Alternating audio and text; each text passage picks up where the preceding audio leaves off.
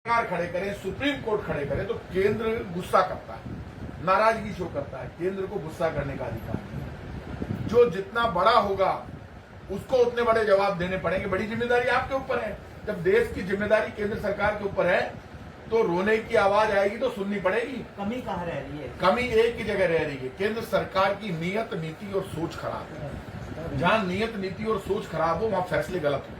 BJP के नेता कह रहे हैं कि राजस्थान सरकार के जो नेता हैं उन्होंने कहा था 18 से 44 वर्ष की वैक्सीन जो है वो हम लगवाएंगे, लेकिन अब सरकार पलट रही है अपनी बात। आप मुझे एक बार, हम बिल्कुल लगवाएंगे। 18 से 44 की वैक्सीन पूरे देश में उपलब्ध कराने का काम भारत सरकार का है। हमारा काम पैसे जमा कराने का है। हमने 100 करोड़ रुपए भारत सरकार में जमा करवा रखे हैं। भारत सरकार पिछले 5 दिन से वैक्सीन नहीं दे रही और हम अकेले नहीं है, इतने राज्य बहुत हैं। इन्होंने कहा, इनके साथ गलती यहां पर हो गई कि 35,000 करोड़ का इन्होंने, निर्मला सीतारमण जी ने क्या कहा बजट में, 35,000 करोड़ वैक्सीनेशन के लिए रखे हैं। कहां हुआ है घोटाला? सुप्रीम कोर्ट पूछ रहा है 35,000 करोड़ का हिसाब दो, तो कहीं ना कहीं गड़बड़ हुई है तभी तो हुआ है। सुप्रीम कोर्ट कह रहा है वैक्सीन के लिए एक नीति बननी चाहिए, वो एक नीति नहीं बनी।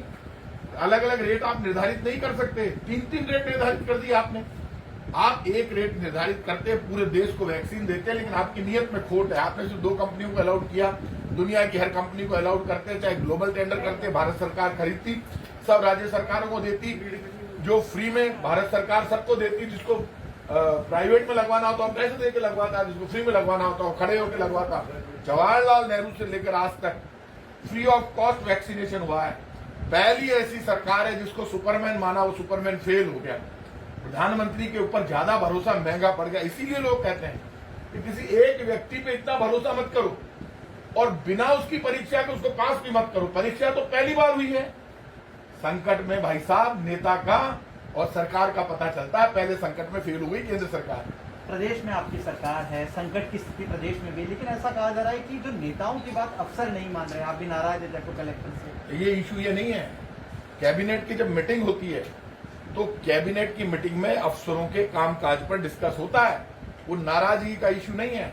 एक कैबिनेट मिनिस्टर यदि कैबिनेट की मीटिंग में डिस्कस कर रहा है अंदर, तो वो डिस्कस एक कलेक्टर पर नहीं होता है, राजस्थान के हर कलेक्टर पर, राजस्थान के हर अधिकारी पर होता है। ये डेमोक्रेसी का सिद्धांत है। यदि वो बात बाहर आ गई तो उसका मतलब ये नहीं कि लेकिन उसके बाद नहीं आई। करना नहीं करना, कौन कलेक्टर अच्छा कर रहा है कौन बुरा कर रहा है, ये मापना हमारा काम है। किस कलेक्टर को रखना है किसको हटाना, ये भी सरकार का काम है। जहां जनता की भावनाओं पर जो खरा उतरेगा उसकी तारीफ होगी, जो खरा नहीं उतरेगा उस पर डिस्कस होगा। सरकार के मंत्रियों में सामंजस्य नहीं बैठ पा रहा, विरोध कर रहे हैं। आज धारीवाल साहब जयपुर नहीं आया, जयपुर के नेता है, प्रभारी मंत्री है, लेकिन उन्होंने जयपुर में विरोध नहीं किया, कोटा में विरोध कर रहे हैं। जबकि प्रभारी मंत्री आप उदयपुर में आए, उन्हें जयपुर होना था लेकिन जयपुर नहीं पहुंच पाए वो। देखिए, जहां तक आप धारीवाल जी और डोटासरा जी की बात कर रहे हैं, डेमोक्रेसी में बहुत जगह इस तरह की बातें हो जाती हैं। एक वो सरकार थी जिसमें जबान नहीं खुलती थी मुख्यमंत्री के सामने। आपने वो किस्से भी देखे हैं पिछली बार कि एक आईएएस अधिकारी के सामने लोगों की हालत पतली थी। जो पिछली बार जो सेक्रेटरी टू सीएम थे उनके सामने एमएलए मिनिस्टर नहीं जा पाते थे। ये उनके कसम खा के पूछो। पिछली बार जो मुख्यमंत्री जी के सेक्रेटरी थे उनके सामने घुस नहीं पाते थे, मंत्री खड़े रहते थे। हमें, आपको भी याद है वो दिन। आज ये डेमोक्रेसी है, ये आंतरिक लोकतंत्र है कि एक अध्यक्ष और मंत्री में यदि हॉट टॉक्स हुई है तो घर के काम के लिए नहीं हुई। डेमोक्रेसी में कोई आंदोलन को लेकर जब डिस्कस हो रहा था उसमें हॉट टॉक्स हो गई, तो राजनीति में चलता रहता है। ये पारिवारिक इस पूरे विषय पर कांग्रेस का क्या स्टैंड है? भारतीय जनता पार्टी के साथ दिक्कत यह है कि बीजेपी के पापों के कारण राजस्थान में बीजेपी के, ये आपके भी अखबार में छपा है, बीजेपी के विपक्ष के नेता गुलाबचंद कटारिया, उपनेता राजेंद्र राठौड़, प्रदेश अध्यक्ष सतीश पूनिया, 25 एमपी केंद्रीय मंत्रियों ने मिलकर एक वर्चुअल कॉन्फ्रेंस की। आप याद करो, आप लोग जुड़े हुए थे उसमें। और उन्होंने गवर्नर से कहा कि आप केंद्र सरकार से बात करो और हमें 201 मीट्रिक टन ऑक्सीजन कम दे रहा है केंद्र, तो गवर्नर साहब हमको दिलाओ।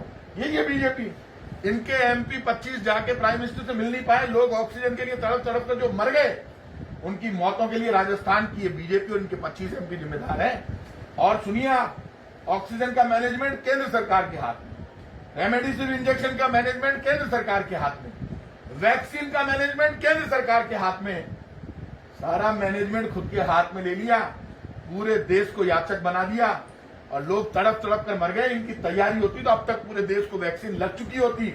ये मोलभाव कर रहे हैं, रोज पेट्रोल डीजल के दाम बढ़ाते हैं, गैस सिलेंडर की सब्सिडी खत्म कर दी। महंगाई के मुद्दे पर बीजेपी बात नहीं करना चाहती। आप किसी नेता जो महंगाई के मुद्दे पर लड़ते थे 2.5 साल में एक आंदोलन नहीं किया, आंदोलन दिखाने लायक नहीं है। इनके चेहरे काले हैं, इनके दिल में खोट है, नीयत खराब है। राजस्थान के बीजेपी का एक नेता बता दे जो प्राइम मिनिस्टर से जाकर मिला और राजस्थान की आपकी बात की। मेरा आखिरी सवाल आपसे, पेट्रोल की आप बात कर रहे हैं, लेकिन दूसरे जो राज्य हैं वहाँ पेट्रोल की कीमत कम है। राजस्थान सरकार काफी ज्यादा वैट वसूल रही है दूसरे राज्यों के मुकाबले। किस बात पर जा रहे हैं? ये जो प्राइम मिनिस्टर है, इनके टाइम पे 32-33 रुपए एक्साइज ड्यूटी लगा दी केंद्र सरकार ने। मनमोहन सिंह जी के टाइम पे 6 रुपए 3 रुपए एक्साइज ड्यूटी थी, आज वो 32 और 33 रुपए है। क्रूड ऑयल मनमोहन सिंह जी के टाइम पे डबल रेट पर था, आज आधे से भी सस्ता है, तब महंगा है, क्योंकि आपको प्राइवेट कंपनियों को मदद करनी है। राजस्थान का जो थोड़ा सा वेट है वो दिखाई दे रहा, 10 बार कम कर दिया, अभी भी मध्य प्रदेश में हमारे से ज्यादा है।